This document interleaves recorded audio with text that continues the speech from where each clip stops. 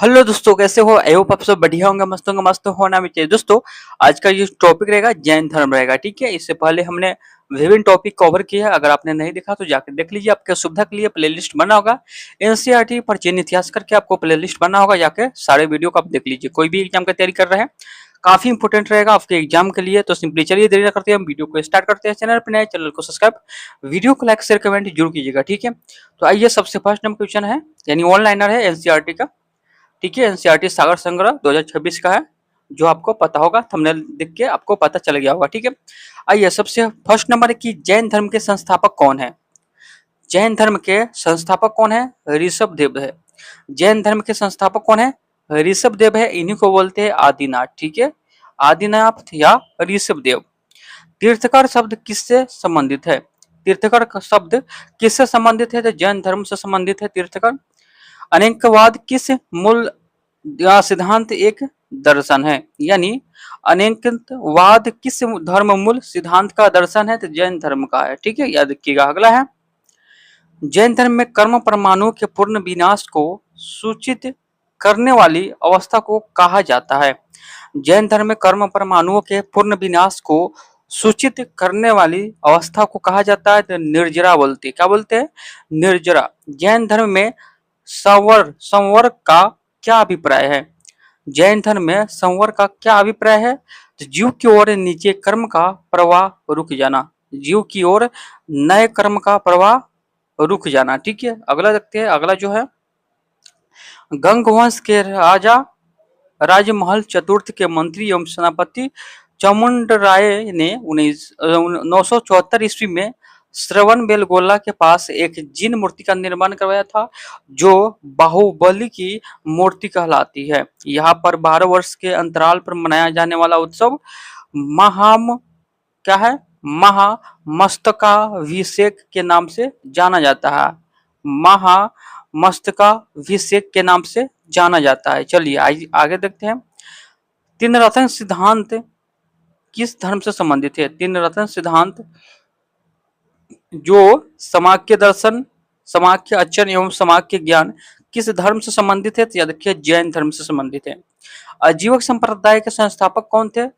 आजीवक संप्रदाय के संस्थापक कौन है? मखली गोसाल। मखली गोसाल। अनुव्रत सिद्धांत किस धर्म से संबंधित है? तो जैन धर्म से संबंधित है। यपनीय किस का संप्रदाय था? तो जैन धर्म का है। यपनीय किस का संप्रदाय था? तो जैन धर्म का। अगला क्वेश्चन है, प्रारंभिक जैन साहित्य किस भाषा में लिखे गए हैं? तो अर्ध मगधी। प्रारंभिक जैन साहित्य किस भाषा में लिखे गए थे? तो अर्ध मगधी।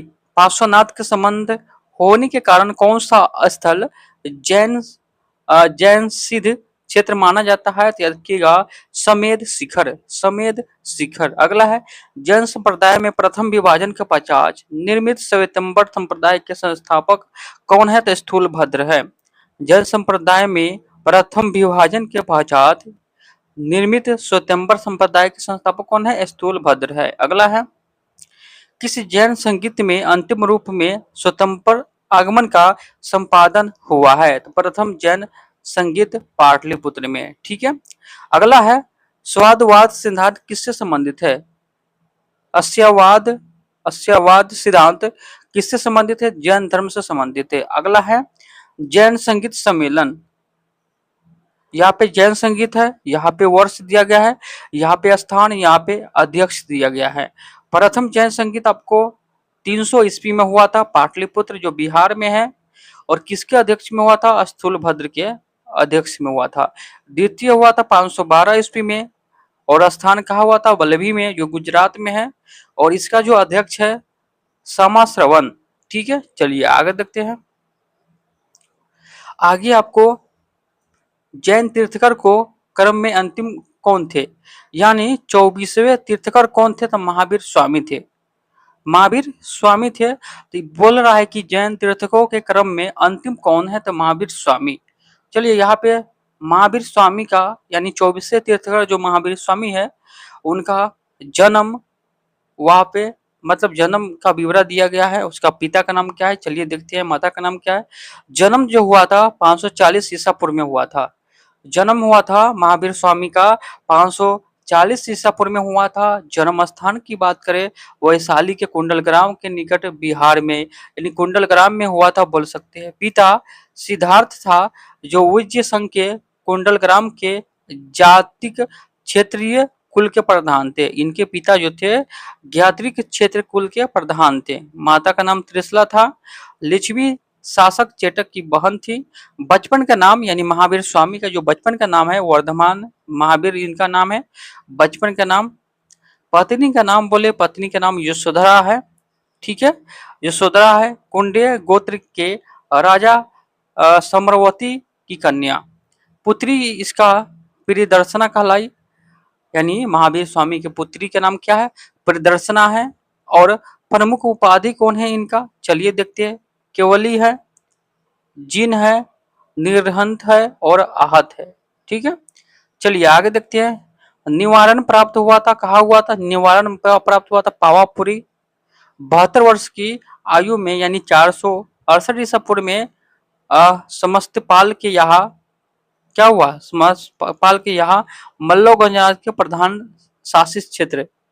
ठीक है, यानी यहाँ पे इनका मृत्यु हो गया था, निवारण प्राप्त हो गया था पावापुरी में। ठीक है, चलिए आगे है। उत्तर प्रदेश में स्थित कौन सा स्थान बौद्ध एवं जैन धर्मों का दोनों के लिए प्रसिद्ध तीर्थकर है, तो कौशाम्बी हो जाएगा। कौन सा, कौशाम्बी। 16 महाजनपद का उल्लेख किस जैन रचना में मिलता है, तो भगवती सूत्र में। काफी इंपोर्टेंट है, ये आपको याद रखना है कि 16 महाजनपद का उल्लेख किस जैन रचना में मिलता है, तो भगवती सूत्र में। बाबर की गुफा का निर्माण किस लिए किया गया था, तो याद रखिएगा आजीविकों के आवास के लिए, आजीविकों के आवास के लिए। चलिए आगे देखते हैं। पार्श्वनाथ द्वारा प्रतिपादित 4 महाव्रतों में महावीर स्वामी ने 5वें महाव्रत के रूप में क्या जोड़ा, तो ब्रह्मचर्य, ब्रह्मचर्य जोड़ा। ठीक है, महावीर स्वामी ने अहिंसा, सत्य, अतेय यानी चोरी न करना, अपरिग्रही यानी समर्पित अर्जित न करना एवं ब्रह्मचर्य पच महाव्रत की शिक्षा दी। जैन ग्रंथ कल्पसूत्र के रचयिता बताइएगा। काफी इंपोर्टेंट है, पूछा जाता है। जैन ग्रंथ कल्पसूत्र के रचयिता कौन है, भद्रबाहु है। भद्रबाहु है कल्पसूत्र का रचयिता, याद रखिएगा। जैन मूर्ति पूजा का प्राचीनतम जैन मूर्ति पूजा का प्राचीनतम प्रमाणित अभिलेख कहाँ से मिला है, तो हाथी गुम्फा अभिलेख से। त्रिपिटक धार्मिक ग्रंथ है, तो बौद्धों का है। काफी इंपोर्टेंट है। त्रिपिटक धार्मिक ग्रंथ किसका है, याद रखिएगा बौद्धों का है, याद रखिएगा। चलिए नीचे देखते हैं क्या है।